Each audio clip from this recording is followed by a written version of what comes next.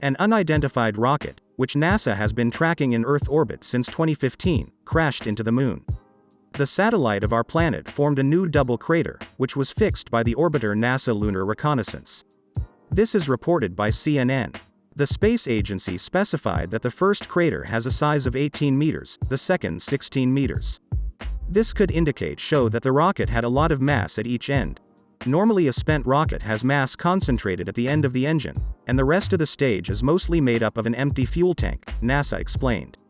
They also noted that the fall of the rocket to the Moon was a surprise to specialists. NASA acknowledged that they could not identify a rocket that landed on a satellite.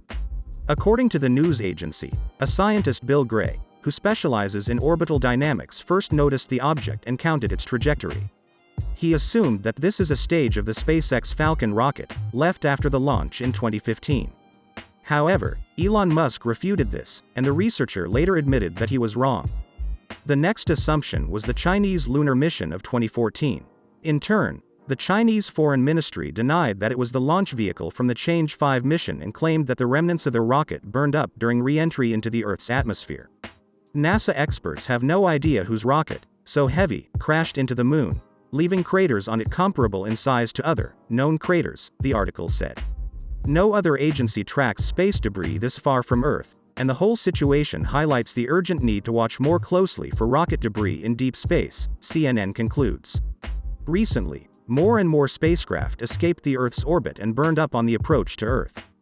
This is what happened with the famous Chinese Tiangong, weighing 8 tons. It burned up in the atmosphere over the Pacific Ocean, and most of the debris did not reach the Earth's surface. NASA's 2021 report states that there are at least 26,000 pieces of space debris the size of a tennis ball or larger orbiting the Earth that could destroy the planet's artificial satellites upon impact.